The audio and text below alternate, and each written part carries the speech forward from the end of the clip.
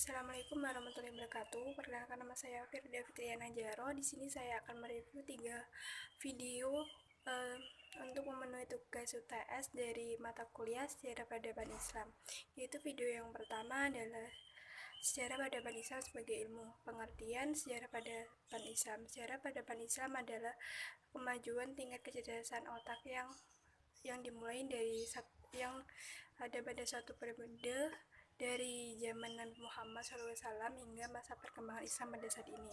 Kedua adalah pengertian ilmu pengetahuan. Ilmu pengetahuan adalah deretan konsep uh, deretan konsep yang sebelumnya melakukan eksperimen sehingga menghasilkan sesuatu yang disebut dengan ilmu pengetahuan. Kriteria ilmu pengetahuan itu dibagi menjadi 6. Yang pertama adalah memiliki objek yang jelas, kejadiannya itu jelas dan pernah terjadi di masa lampau.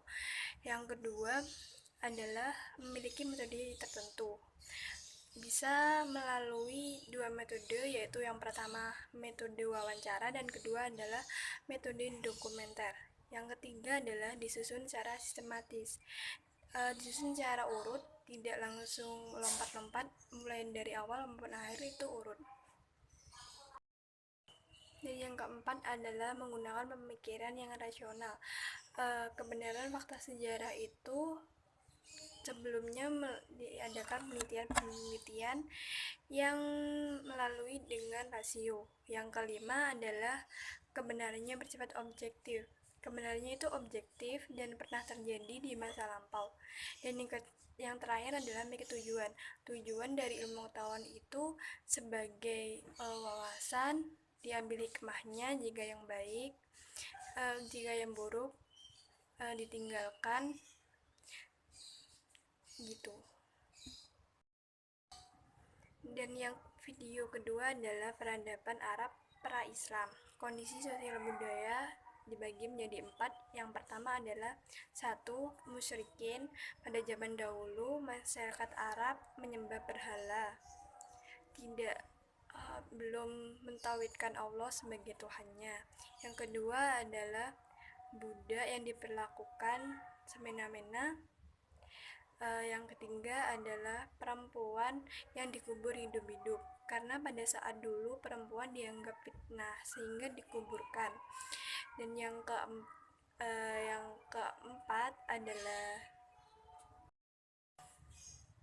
keempat adalah pergaulan bebas. Keluar malam itu dianggap sudah biasa. Meminum minuman keras seperti khamar. Di saat itu merajalela minum minuman khamar. Suka berperang karena sebab-sebab kecil, contohnya tersinggung dikit udah mengajak perang. Kondisi religius atau keagamaan dibagi menjadi 4, yaitu yang pertama adalah fatalisme, yaitu meyakini bahwa apapun yang terjadi ini karena sejalannya waktu, tidak meyakini adanya Tuhan. Yang kedua adalah paganisme atau wasania, kelompok penyembah berhala-berhala. Yang ketiga adalah meyakini bahwa ada Tuhan kecil-kecil, tapi mereka meyakini bahwa Tuhan yang paling kuat adalah Allah.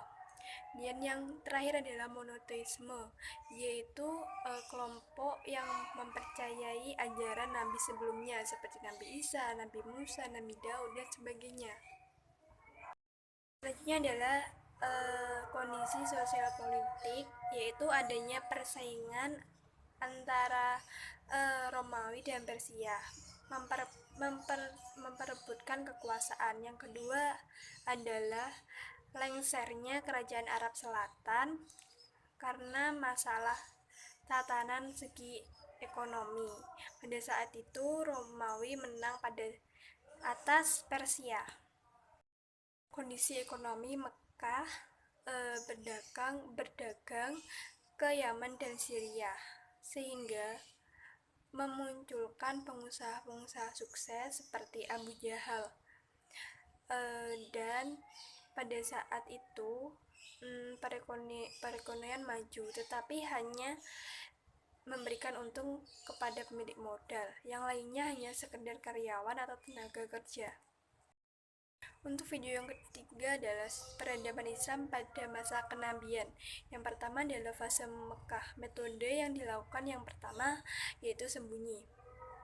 Sembunyi-sembunyi. Pada saat itu Nabi Muhammad SAW mendapatkan wahyu di Gua Hiro, yaitu surat Al-Alaq 1-5. Beliau mengajak istri pertama kali yang diajak adalah istrinya Khadijah. Kemudian lama-kelamaan beliau mengajak sahabatnya seperti Abu Bakar, Utsman bin Affan, dan Ali bin Abi Thalib. Gerakan sembunyi-sembunyi ini berlangsung selama 3 tahun. Yang kedua adalah terang-terangan di Mekah. Saat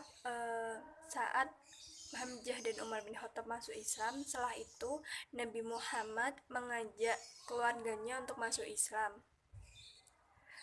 Sehingga pada saat itu terbentuknya peradaban Islam, yaitu mentauhidkan Allah, menghormati satu sama lain.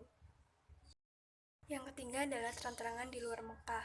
Pada saat itu sudah mulailah adanya ibadah haji, sehingga Nabi Muhammad SAW mengajak orang-orang yang menunaikan ibadah haji yang berasal dari Yastrib dan Madinah untuk mengajak untuk mentauhidkan Allah, menghormati satu sama lain, sehingga pada saat itu jumlah orang yang masuk Islam mencapai 93 orang. Konten dakwah di Mekah yaitu bagi dua, yaitu yang pertama dalam segi teori dan praktek, mengajak mengesahkan Allah, bahwa Allah itu satu dan wajib disembah. Yang kedua adalah pengajaran melalui Al-Quran. Pengajaran Al-Quran ini diajarkan oleh sahabat-sahabat yang lebih memahami tentang pentauhidkan Allah.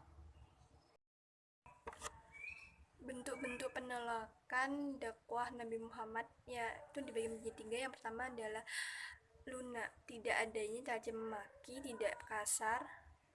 Terus yang kedua adalah semi lunak, sudah mulai menfitnah dan sudah mulai merencanakan langkah-langkah untuk memerangi. Dan yang ketiga adalah secara kasar atau keji, sudah mulai melempari batu, sudah mengajak atau memengaruhi orang lain untuk menolak ajakan Nabi Muhammad, seperti yang dilakukan oleh Abu Jahal dan Abu Lahab. Kedua adalah fase Madinah, yaitu ada 6 poin. Yang pertama adalah mendirikan masjid untuk sarana dakwah, dan yang kedua adalah mempersaudarakan antara kaum Ansor dan kaum muslimin. Yang ketiga adalah melakukan perjanjian untuk saling bantu kaum muslimin dan bukan muslimin, yaitu melalui Piagam Madinah. Yang keempat adalah memetakan dasar-dasar politik, ekonomi, sosial, budaya. Dan yang kelima adalah memperkuat militer. Yang keempat adalah memperkuat militer, sehingga kaum muslimin jika ada peperangan mereka bisa jauh. Dan yang keempat adalah memetakan dasar-dasar politik, ekonomi, dan sosial budaya di masyarakat Madinah. Yang kelima adalah melakukan perjanjian kepada masyarakat Madinah. Yang terakhir adalah memperkuat militer agar jika adanya peperangan masyarakat muslimin bisa menang. Bentukan peradaban Islam pada masa kenabian ada 10. Yang pertama adalah mendirikan madrasah ilmiah untuk sebagai sarana dakwah agar masyarakat banyak yang semakin banyak mengenal Islam lebih dalam. Yang kedua adalah menjadikan Nabi Muhammad sebagai pemimpin utama untuk masalah keagamaan, negara, dan lain-lainnya.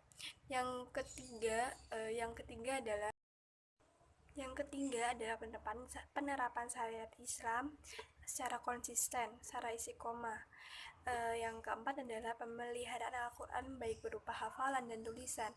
Dan yang kelima adalah peningkatan derajat wanita, sehingga wanita tidak sering dilecehkan, sehingga derajatnya itu disamakan dengan laki-laki. Dan yang keenam adalah pengajaran baca dan tulis, sehingga masyarakat bisa membaca dan menulis dengan benar. apalagi dalam untuk membaca Al-Qur'an. Yang ketujuh adalah menjadikan masjid-masjid sebagai sarana dakwah.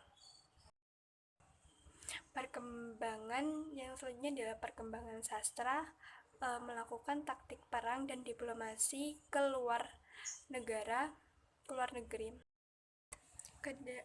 Kedelapan adalah penerapan. Kedelapan adalah perkembangan sastra. Kesembilan adalah penghapusan perbudakan sehingga bunda bisa untuk dihormati. Yang terakhir adalah melakukan taktik perang dan diplomasi ke luar negeri. Sekian review materi dari saya. Kurang lebihnya mohon maaf. Wassalamualaikum warahmatullahi wabarakatuh.